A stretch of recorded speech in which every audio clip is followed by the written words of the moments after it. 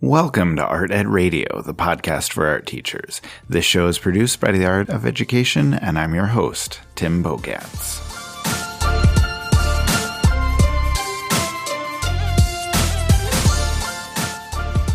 We are back. Last week, we talked about the 8 things that terrible art teachers do. Go listen to it if you haven't done so already. We had a lot of fun with that episode. During the course of the show, though, we had also promised you that we are coming back this week with the things that amazing art teachers do. So here we are, and I am incredibly excited to celebrate all that we do well in our profession. And I'll be honest, this was a tough list to put together.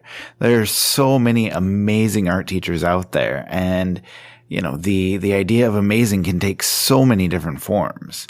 We all have our own strengths, our own things that we do well, and we can't always categorize those cleanly. But we're going to do our best here. So, what does make for an amazing art teacher? Okay, what are the things that amazing art teachers do? Like I said, it's different for everyone. I mean, if you're listening to Art Ed Radio, you're off to a good start when it comes to being amazing, right? Okay, but I do want to share something with you, though. I was talking to Lindsay Moss, who's our newest AOE writer. Her first article last week is definitely worth checking out, by the way. But I was talking to her about how you know if someone is an amazing art teacher. And she told me this. Great art teachers make the weather in a school. Their passion changes a school's climate for kids and for adults. If a school has a great art teacher, you know when you walk through the door. They spread out and you can literally see and feel it throughout the building, from the office to the gym and everywhere in between. They are the creative and joyful heart of all that is still right in education. Experimentation, innovation, collaboration, cross-disciplinary connections, and joy. All of the aspects of true 21st century learning. That's a mic drop moment right there. And I can't imagine saying it any better. And honestly, I feel like we could end the conversation and end the show right there. However, Andrew insists on being on the show, so I need to bring him on. Plus, I would totally get yelled at for putting together a 3-minute podcast. So, we're going to dive deep into what Lindsay said. I think her description is kind of the end result of a teacher doing amazing things. Something that has been accomplished by doing amazing things consistently over a period of time. But what are those amazing things? How do we get to the point where our influence is spreading beyond the walls of our classroom and it's moving throughout the school? Or maybe even beyond the school. That's where our conversation is going to lead us. We're going to ask that question. What are the things we can do to become that kind of an art teacher? So let's get that talk started with another art teacher that I consider pretty amazing. My favorite co-host, Mr. Andrew McCormick.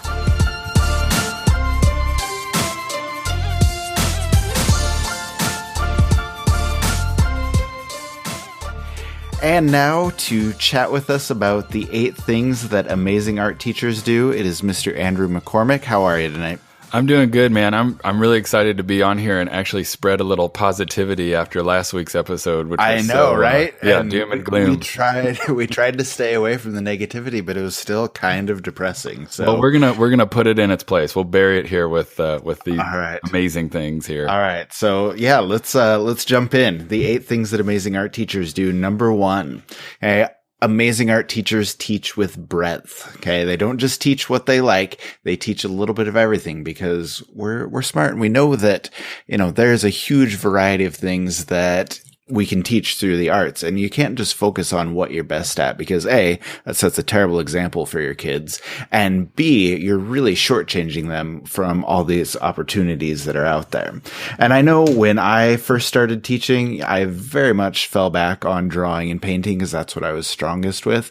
But eventually I tried to develop a whole breadth of lessons, of media, so I could just show kids everything that's out there. So Andrew, what's your approach with that?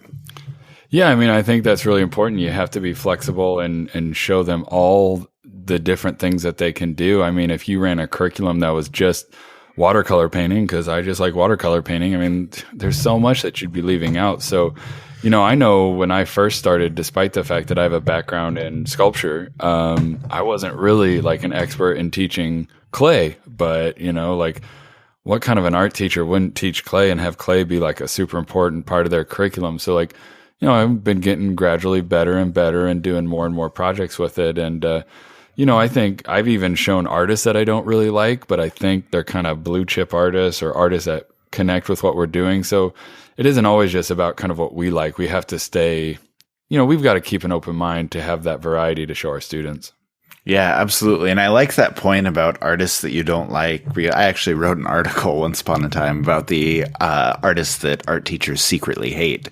But, as a good teacher, as a responsible teacher, you have to show everyone, because there are a lot of artists out there that I really can't stand. But like you said, it's very important for kids to see that, to open those doors, to get them thinking about those specific things. And so you need to kind of put your personal biases aside and kind of do what's best for your kids. So yeah, always teach that variety, whether it be media, whether it be art history, whatever, and try and bring that whole breadth of the art world to your kids as best you can. I was just going to say that I think that that's really important to show a wide breadth in subject matter. But I also think, number two, one of the amazing things that art teachers do, more than even just content, is that amazing art teachers create like a really comfortable, warm, fun personality or environment that really shows off their personalities, that kids really are excited to come to class, and maybe this is because I'm a middle school teacher and I both inherit students from, an elementary school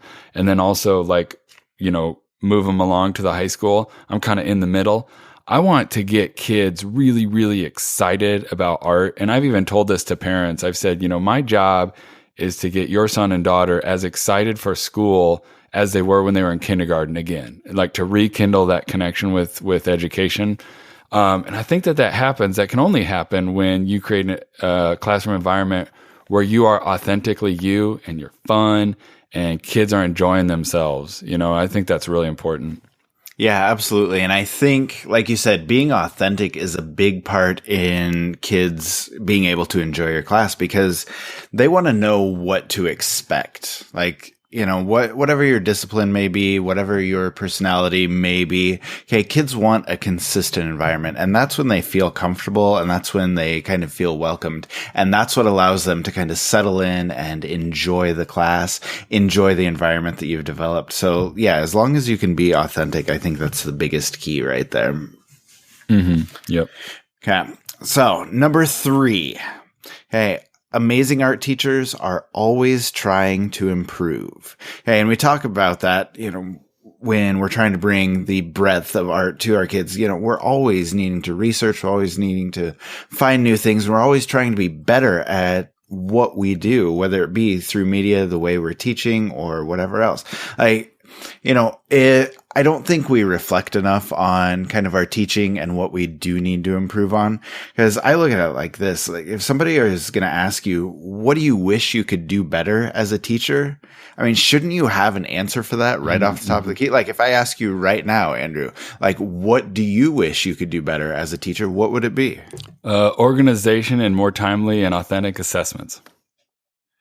See, exactly. Right off the top of your head, you know what you need to do better. And that's a sign to me that you reflect on your teaching. You think about what's going on, not only in how you deal with your students, but what's going on in your classroom as a whole. And then once you've done that, you can work to improve on those things and work to make yourself a better teacher. And being adaptable and being able to kind of approach those things with an open mind really is key to doing that. And you should always be trying to improve. Yeah. I'm going to piggyback onto this in a little bit. And it's funny because as we're talking about these amazing things, I must just be like a jaded, dark-hearted person deep down, because I keep thinking about, all right, so what do the bad teachers do that doesn't look like this? I was thinking to myself, I think a lot of classrooms, and this is not just art teachers, but all teachers, we ask our students to do things that then we ourselves don't do in our normal job. So it's like, so we're asking our kids to be creative, but yet we're going to Pinterest and like just finding a lesson that everyone else has done. Yeah. So, I think you're right. I mean, if we want our students to improve and become better and more reflective, we also need to do that. And we also need to share that process with our students. Absolutely. So that brings me to point number 4. And I think this goes well with what you're saying is I think that amazing art teachers, they are lifelong learners. I mean, that, goes with wanting to improve.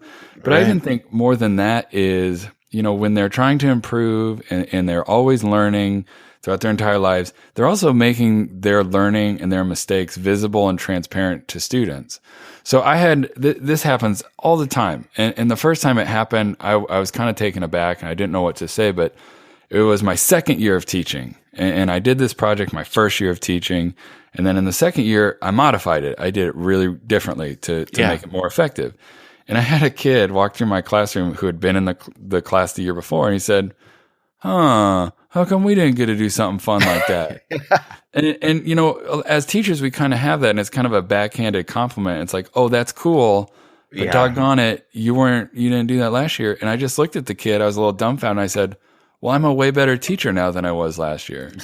And it's like I learned, that if I change this, and this, and you guys are gonna get a better experience out of it and learn, and it's just gonna work. So I don't hide those and shy them away from students. When I make a mistake and I have a project that didn't work, like I let them know and I say, okay, next year I'm thinking, we do it this way, or I'll even ask them, how do we make it better? And that's, I think, is showing your learning in the process to your students. And that's just really important. Yeah. And I think what you say there about making things transparent really is key there, because I've used to do a lot of those same things where, okay, let me step back. When I first started teaching, I was so afraid of being wrong. And I've talked about that before. And I would be, I would sort of sweep under the rug the time that I failed. But then, as I've grown, as I've gotten better as a teacher, I'm always happy to share that with my kids. Like, oh, hey, last time we tried this project, hey, it didn't work out so well. So I want to try it this way. Here's why I want to do it differently. Here's what I think is going to turn out better. And you share that with them. And then, like you said, reflecting on that at the end of the project where you say, oh, this didn't go so well. What do you guys think could make this better? And if you have kids be part of that reflection, like you said, not only does it set a good example, but it involves them in the reflection themselves, which we're always looking for new and better ways to do. So I think that's a really, really good point. I want to take this point and even kind of boil it down to a micro level. Like I make mistakes, hold on a second. I know teacher models, sort of like demonstrations are kind of a contentious thing. Do we do them? Do we not? If we do them, are kids just going to copy them? But I still do them. And I love it when I make mistakes in my demonstrations. Like I don't do it on purpose, but it happens pretty regularly. And I can say to kids like, look, I have to start over. This is now the third time that I've tried to get this drawing started and I keep making mistakes. And it shows them that they can also make mistakes and it's not the end of the world. They don't have to throw their paper away, but that learning is a process and you get better and better with it over time, the more time you spend with it. Yeah, absolutely. And I do demos, always have. And I like just doing a talk through or a think aloud where, I'm verbalizing my process as I go through here. And then when I hit a mistake, try and verbalize your thoughts about how do we adapt to that? How do we change that? How can we, learn from that mistake? And I think, again, that transparency is really key. So it's a good point. Then number 5 on the things that amazing art teachers do. Okay, amazing art teachers are positive. And we're not saying you always have to be all glitter and cheer and sunshine, because Lord knows neither one of us fit that bill. Okay, but, it goes back to creating that welcoming environment. I am so positive. I am so excited every day about art. And whenever I would welcome kids into my room, it was always, hey, how are you? Let's get excited. This drawing's going to be awesome. This painting project is so cool. And that sort of relentless positivity, really can kind of lift the environment, and it really makes your classroom a better place to be. Well, and that's one that takes such small, it takes no effort, And yeah, I know. I see this all the time. It's like, smile, please, as teachers out there. It's like, I've seen so many teachers that are just grumpy from first period to the last period of the day. And it's like, your kids pick up on that stuff. So it's like a smile, all right, I am really excited today. It goes so far. And it's just like, very few kids, when they talk about like their amazing teachers that they've had, and even, grown-ups, as we look back on amazing teachers we've had, very few people say that teacher knew his content or her content in and out.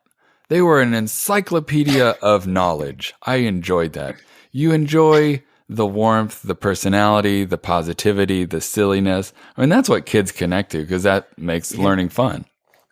Okay, so let me ask you something here.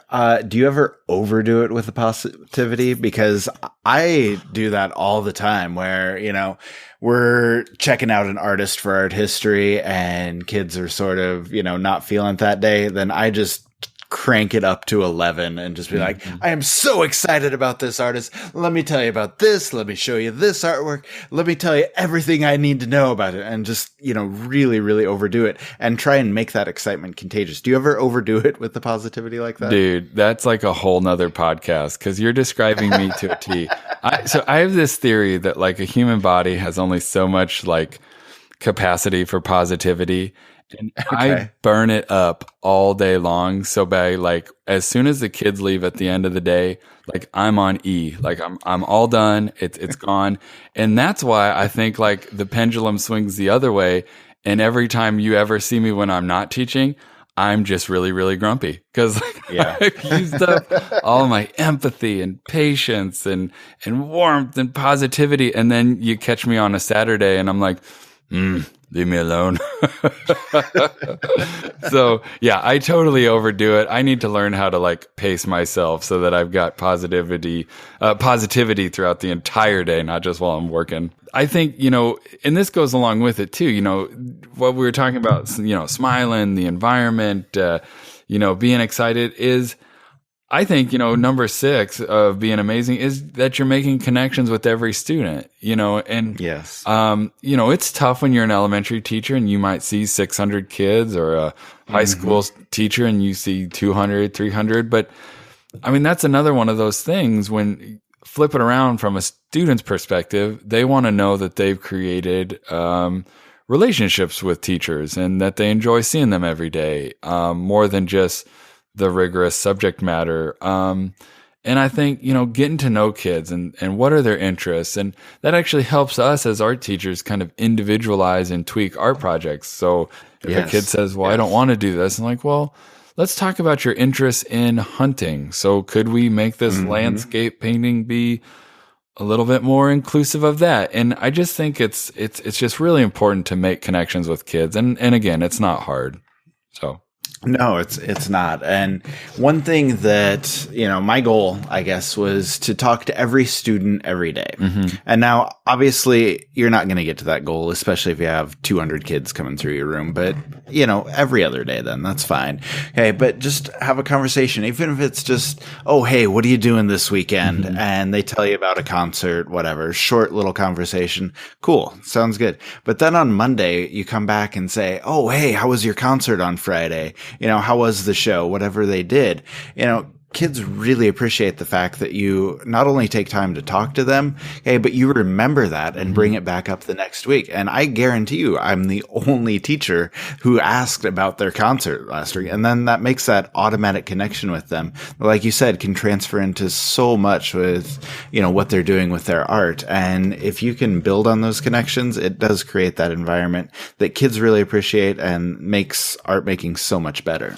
And I think, sometimes we think about these things like, okay, you should do this, but there are really sort of like payoffs down the road, or even, let's say ulterior motives. I mean, if you can build a good rapport with almost all of your students are willing to work harder and put some of that, classroom management junk on the side if you have a good rapport with a student. So you can push them more. You're going to have less sort of behavioral junk to deal with if you know that you have a pretty good relationship with a kid. So it's like, it's in our best interest as teachers that we really do create those positive relationships with students. Yeah, absolutely. It pays off in so many areas. Yeah, you said it all right there. So let's move on to number 7. I think this one, I bring this one up a lot, and it kind of goes with that, that making your learning transparent and visible. Sometimes I'll talk about, letting the kids kind of behind the curtain, I tell my kids all the time that I'm not just teaching them art. I'm teaching them skills like being flexible and adaptable and creative and innovative, problem solvers. And I say, I'm not just here to train you to be a future amazing artist, but whatever you do, you benefit from these skills, these lessons. And it just so happens that art is the way that I can teach those things. So it's not just art that I'm teaching. It's all these other things that will follow them throughout their entire life. Yeah, I think that's very, very well said. And that's kind of the big thing that I always, celebrate about art is just the high order thinking skills, the problem solving, the creativity, because it goes to every area of their life.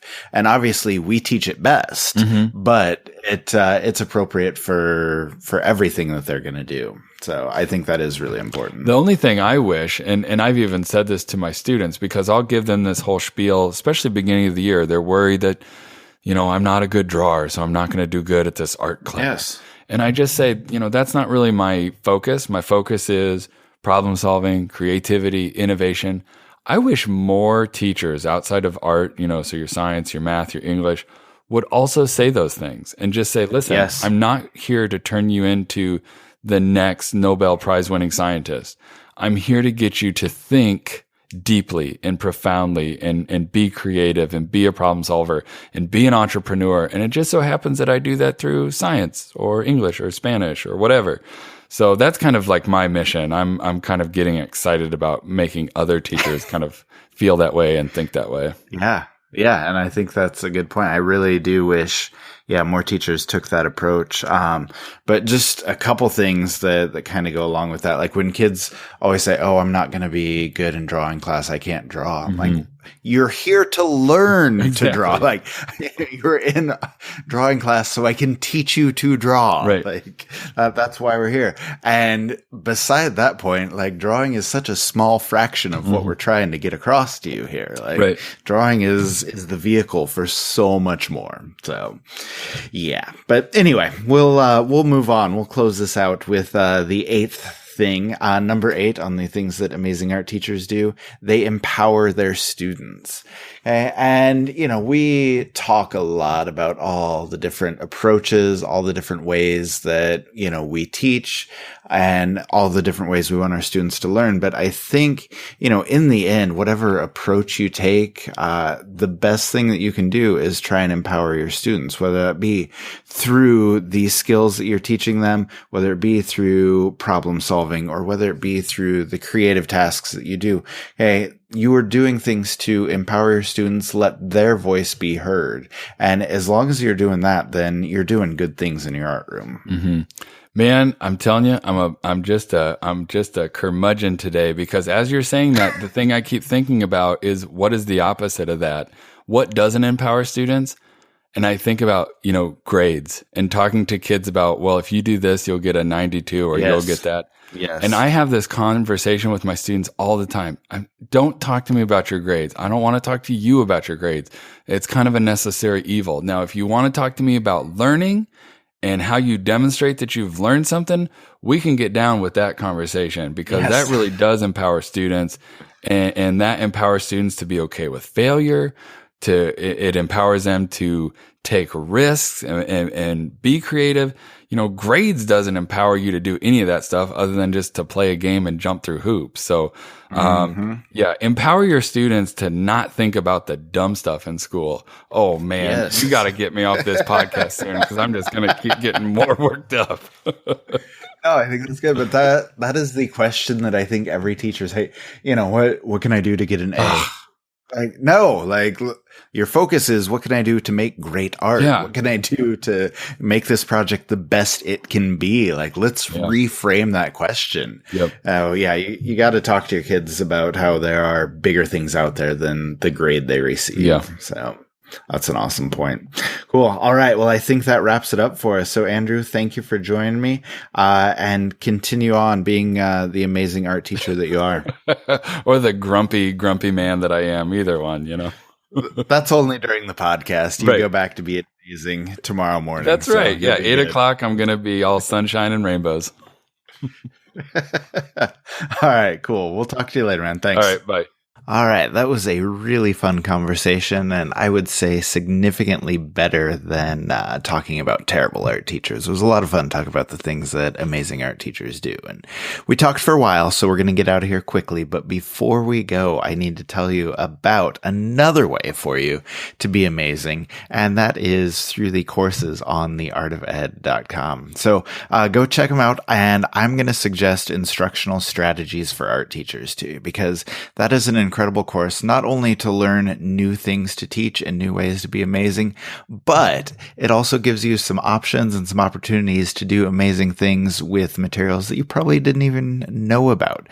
Okay? You can expand your ideas, get beyond the media that you're comfortable with, and looking for some new ways to teach what you know and some new ways to bring creative, exciting ideas into your classroom. It's a 3 credit hour course, and there's one starting in October and another starting in November. So check out theartofed.com/courses and take a look at instructional strategies for art teachers. Now, as I said in the beginning of the show, we need to continue to do what we can to improve as art teachers. We need to keep developing, keep improving, and keep providing that welcoming environment that empowers and challenges our students. We're teaching more than art, and when we are teaching creativity, problem solving, and higher order thinking skills, our influence spreads far beyond our classroom. Like Lindsay said at the beginning, we can affect our entire school and maybe even beyond. So I want you to think about what you do in your classroom and celebrate the ways in which you are already amazing. But then think about how you can become even more amazing. Make connections with your kids and make your art room that welcoming environment. And in that environment, show kids what learning really looks like, not only in what they are doing, but in what you are doing as well. Because when they see your positivity, when they see your own learning, your transparency, and your influence, they're going to begin to take all of those lessons outside the art room walls. And when you can see that influence spread, that's when you know you're doing something amazing.